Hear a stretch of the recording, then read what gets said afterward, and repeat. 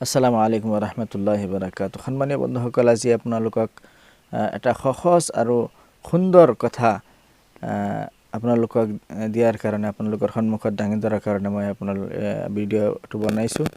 মই আশা কৰোঁ আপোনালোকে মোৰ ভিডিঅ'টো আগুৱাই যেনেকৈ দেখিছে, চাইছে, পচন্দ কৰিছে, লাইক কৰিছে, কমেণ্ট কৰিছে, শ্বেয়াৰ কৰিছে, তেনেকৈ এই ভিডিঅ'টো নিশ্চয়কৈ আপোনালোকে চাব আৰু ইয়াৰ জৰিয়তে আমি উৎসাহ পাম আৰু নতুন নতুন কথাসমূহ আপোনালোকৰ সন্মুখত দিয়াৰ কাৰণে আমি প্ৰস্তুতি চলাম। ইনশাআল্লাহ আল্লাহ তাআলা আমাক তৌফিক দান কৰক।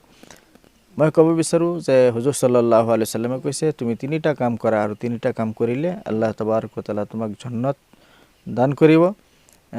তুমি এই তিনিটা কাম কৰিব লাগিব। তিনিটা কামৰ মাজত প্ৰথমটো কাম কি? প্ৰথমটো কাম হ'ল মান আকালা তাজ্জিবান। মান আকালা তাজ্জিবান, যিজনে পবিত্ৰ আৰু হালাল খাদ্য খাইছে বা পবিত্ৰ হালাল খাদ্য খোৱা এক নম্বৰ কাম।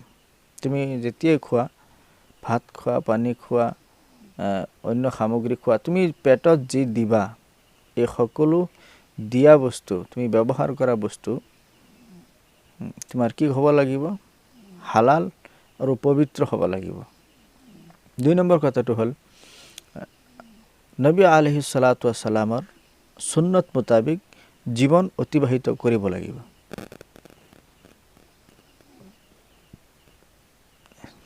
যদি মই এইটো এটা উদাহৰণ হিচাপে মই কৈছোঁ যে নবী আলাইহিছ সালাতু ওয়াস সালামৰ আখলাক বা নবী আলাইহিছ সালাতু ওয়াস সালামৰ ব্যৱহাৰৰ বিষয়ে যদি বুজিব লগা হয়, তেনেহ'লে তোমালোকে, মই উদাহৰণ হিচাপে কৈছোঁ যে জগতৰ শ্ৰেষ্ঠ অলিসকলৰ যি চৰিত্ৰ, এই চৰিত্ৰসমূহ দেখিলেই অনুভৱ কৰিব পাৰিব যে নবীৱালা চৰিত্ৰ কেনেকুৱা।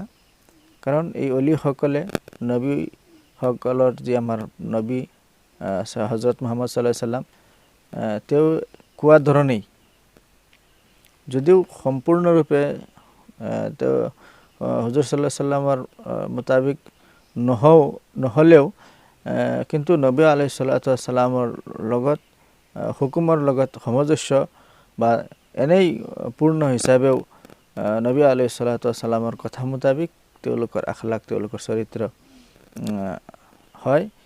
গতিকে সেই তেওঁলোকৰ অনুসৰণ, তেওঁলোকৰ চৰিত্ৰৰ ফালে চালিলেই গম পাব। বিশেষকৈ মই অসমত ক'ব বিচাৰোঁ যে মুফতি খাইৰুল ইছলাম চাহাব, মৰহুম মুফতি খাইৰুল ইছলাম চাহাবৰ কোনোবাই যদি আখলাকৰ বিষয়ে জানে, তেনেহ'লে ক'ব পাৰিব যে সঁচাকৈ এনে এজন ব্যক্তি আল্লাহৰ অলি হয়। এই তেনেকুৱা যদি আখলাক আমি বনাব পাৰোঁ, নিশ্চয়কৈ আমিও আল্লাহৰ আল্লাহৰ নৈকট্য আমি লাভ কৰিব পাৰিম।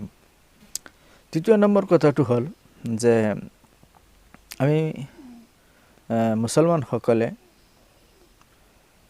আমাৰ নিজেও অন্যৰ কষ্টৰ পৰা হেফাজতে থকা আৰু নিজে অন্যক কষ্ট দিয়াৰ পৰা বিৰত থকা।